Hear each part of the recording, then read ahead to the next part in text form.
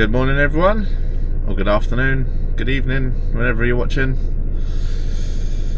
And it's a new week, and it's chucking it down with rain today. I've just been hiding in my house for the last half an hour, waiting for it to just stop a little bit. It is a little bit better now. We did have a busy day. I've just cancelled one service for my mate because even though I could put the canopy up, I think it'd just be too windy to get it done, to be honest. So we've just got to go pump a tyre up, I think, possibly change for her spare, and then we've got a throttle body on a Ford EcoSport, and then we've got some diag, I think, on an Audi A4 possibly. We'll see how the weather holds up. This might be a very short video.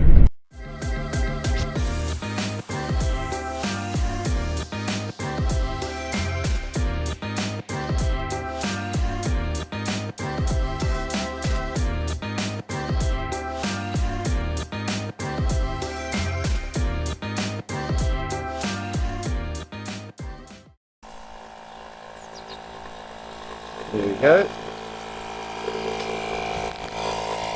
That's the culprit there, if we can just see. Just try and feel and listen. There's not actually much air, so that's a very slow puncher. So I'm going to overinflate it.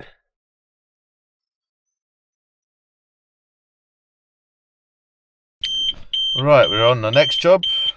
As you can hear, we've got a non-start on a old Audi A4. It's coming up with safe,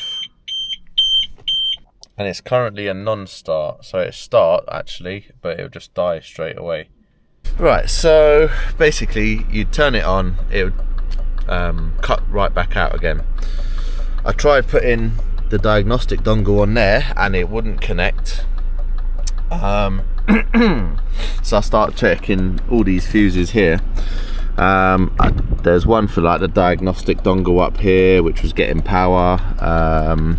There was one for the instrument cluster that was getting power, but this one here is for engine management, and it was only getting 1 point something volts on one side. So what I did was just use the power probe. It's a bit of a shortcut, but I probed the other side and it now starts, runs, revs. As you can see, the diagnostic dongle is connected, and I'm also getting charging voltage at both sides of that terminal on the battery. So I'm just going to have a look at seeing if this will now read the car and see what's going on, basically. Right, so we've got in the engine engine electronics, you see all these faults here. Missing message from instrument cluster, no signal, no communication. ECM disabled, implausible signal. Brakes again, instrument cluster, no signal. Climate control, not that should matter, but it's got same sort of faults there. Anti-theft. Central electrics, again, instrument cluster, no communication. And then in the instrument cluster and anti-theft demobilizer, you've got 13 faults each. So you've got key, got loads of different faults in there. Right, as you can tell, it's all running. I've put new key batteries in the key, so it now locks and unlocks. And I believe that's going to be it. Now, this was previously at her garage at the end of this road, and I think they've sent the instrument panel off before for repair, and I'm not quite sure what they said else it needed, but apparently it's £1,000. Now, technically, have I fixed anything? Well, it's working, but I haven't replaced anything. I haven't found a fault. The power going to that fuse at idle wasn't great. but obviously I don't know why. And my wiring diagrams are crap. Like, any of you mechanics using Haynes Pro on a phone, it's not the best. And also it's coming up in Spanish for some reason, so that's not too good. But for now, it's turning off. It won't turn back on, the battery's shagged. I'm gonna have to jump start that. But yeah, I think my work here is done for now. It might have just simply been a case of the key battery was just weak and not unlocking the car. Because it was those symptoms, it would start up and then die. But the customer did say he was having this problem even when the key unlocked and locked the car. Yeah, I mean, I might have saved them £1,000. It might happen again. Get them to monitor it, I guess. On to the next one. Right, next up is this little Ford EcoBoost for a genuine drop body. As you can see, it just sits around there. So just got to take a couple of hoses off and we'll be able to get in there.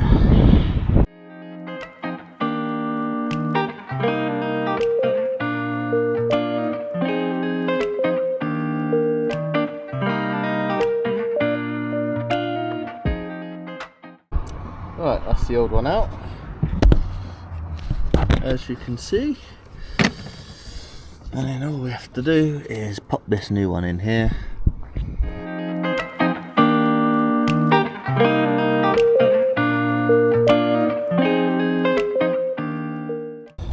Right, I thought we could open this up and see actually what's wrong with it.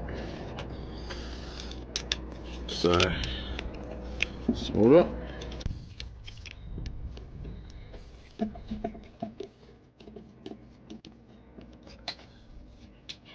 Right, actually, sod that, I'm too impatient.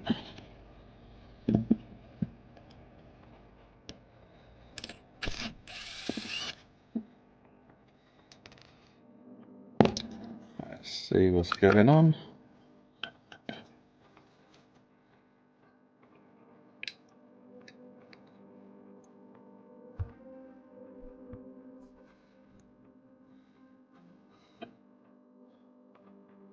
Okay, yeah, so I don't know how well it's going to pick up, but there's these teeth on this cog here that is meant to go into these teeth here, but this is all sheared away, so it's not able to turn that gear anymore.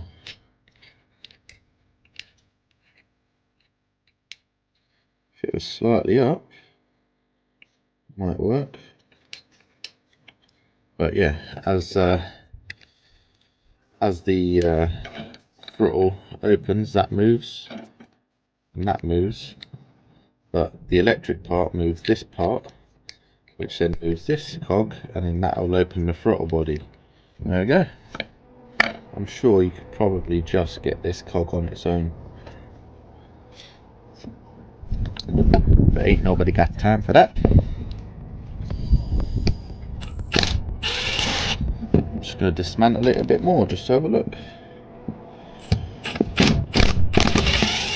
Okay, I'm not bothered.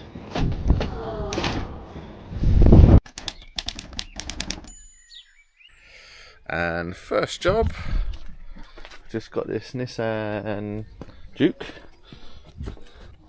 in for a service. So we've got a full service, oil, air filter, spark plugs. Yes, it's a petrol one. Petrol one with this inlet manifold covering two of the coil packs, so we're gonna have to take that off.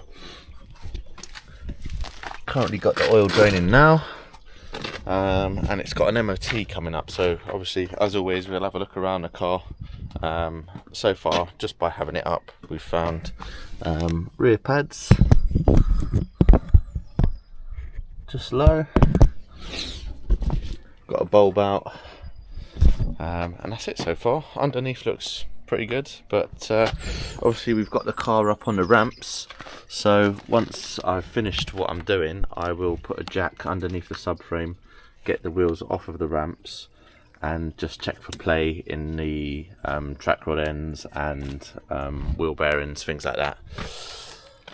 But yeah, I've warmed up the car, so hopefully these coil packs should come out, so let's get this inlet manifold off.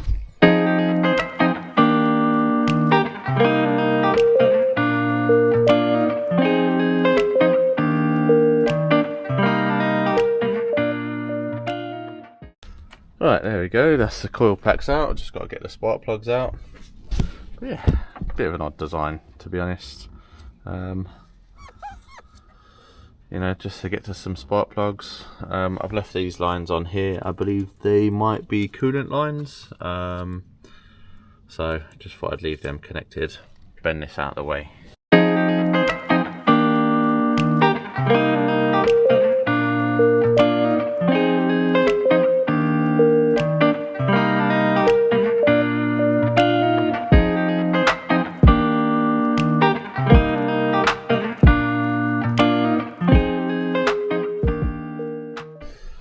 Right, that's the air filter done, spark plug's done, sun is out. What a difference to my mood with the sun out. Right, got to get the oil filter out, which is just there. And look at that brand. Ugh. Brother, ugh. Bit of oil on the seal. Man.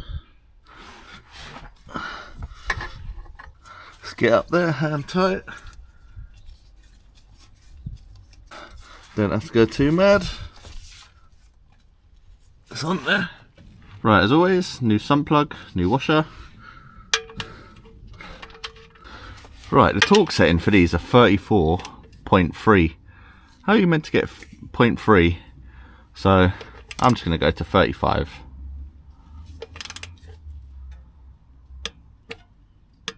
There we go. And then just clean up all the rest of this mess.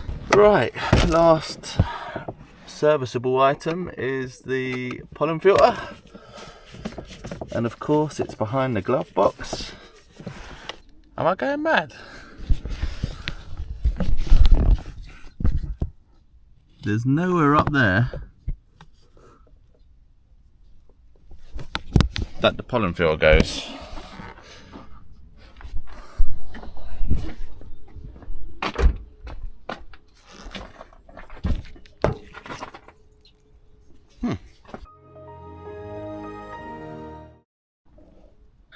I'm sure someone will be able to tell me, but there's no pollen filter. Or have they buried it somewhere? No. Right, so that's the service items done. I've just strapped it up on the subframe.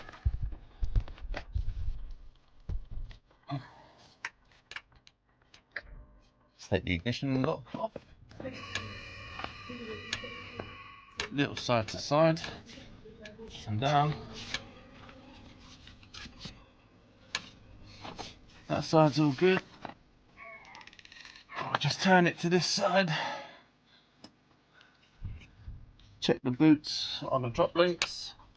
They're a bit perished, but they're fine.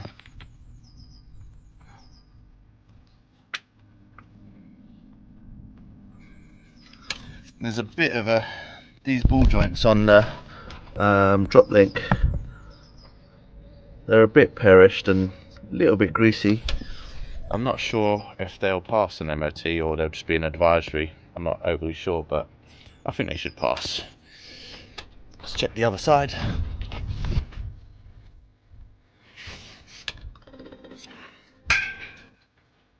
Oh, some play there.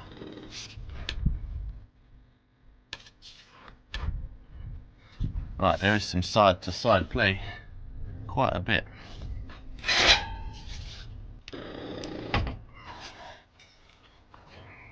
There's a bit of play in a track rod and also this lower ball joint.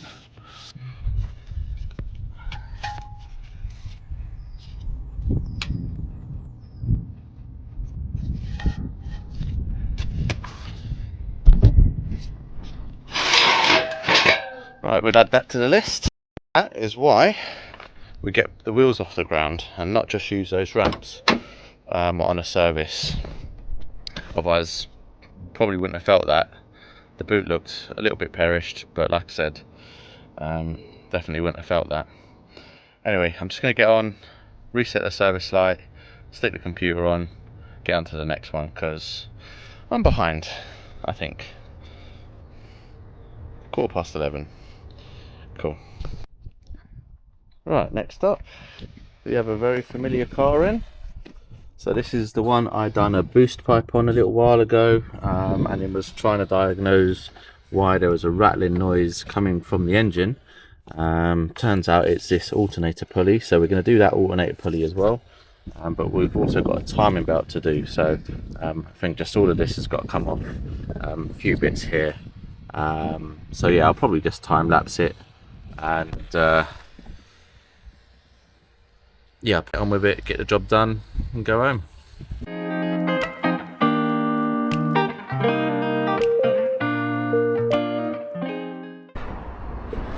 Right, so we've got that scuttle panel out over there, along with this arch liner. We've got the drive belt off, we've got a bit of wiring here, all off, and this is the reason we're doing it, is because you've got drips of coolant that's coming from the water pump. I've got my jack set up on 2 air filters.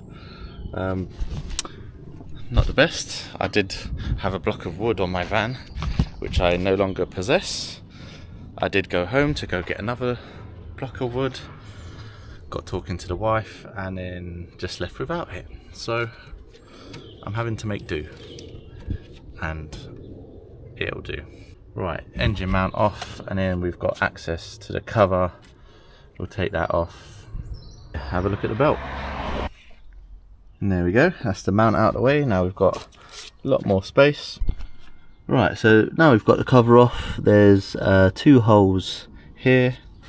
I don't know if you can just pick them up, but the timing mark we want is this top one, so we've just got to spin the engine round until the marks line up.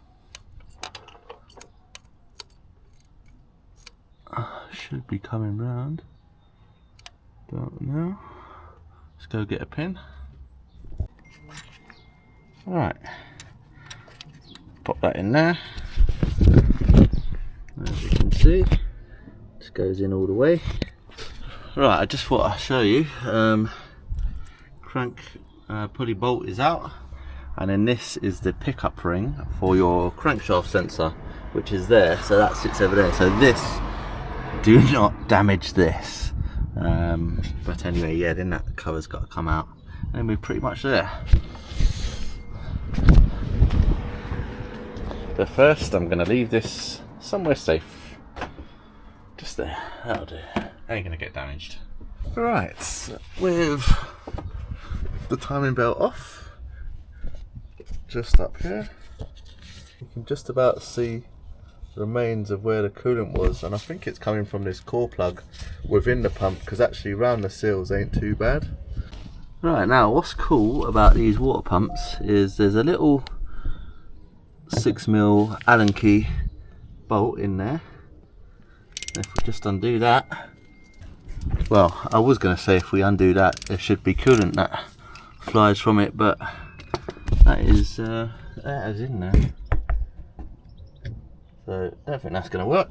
Right, so I've just taken the bolts out, letting it drip, trying to catch everything I can so it doesn't go on the driveway. We'll just let that drain off for a little bit. Right, that's it, all the surfaces are cleaned up. New pump to go in. That's the new belt on. Just got a bit carried away, all tensioned up. I've turned the engine over twice, tools go back in. My marks might line up. You can't see that, it's just off of camera there. There we go. It's a semi-floating crank as well, so you've got that little pin there. So I've lined that up to where it was when I took it off. So yeah, just going to put it all back together, and then I need to do this alternator pulley. So if I just show you, See how it's turning not true? Let's just zoom in. Right. See that? It's not spinning true, so we'll get that swapped out. Annoyingly, I don't think I'm going to be able to do this clutch today. This alternator clutch. So we've got a tool here, and this set up here. So this goes through here and into the thread, but you want to keep the wheel still. But these tools that I've got are not for this Ford. There is a bigger set, but I've had this set for years, and I just assumed I would have the right one, which I do not. So I'm not sure what I'm going to do. Well, I'm going to have to go away and get the right one. Right, I'm finished up with that S-Max. Just annoyed. Don't know if I'm annoyed with myself, to be honest, but for not having the correct tool for the alternator clutch pulley wheel. But yeah, I had the kit, or a kit. It just obviously weren't the right kit. I bought that kit years ago, and there is a bigger kit with more adapters, which I'll have to order. So it's a bit annoying. Got to go back there another day. But the timing belt's done. That's all. You know, that's all sweet. That's all sorted. But yeah, I think we might see you tomorrow, because it's going to be a short video.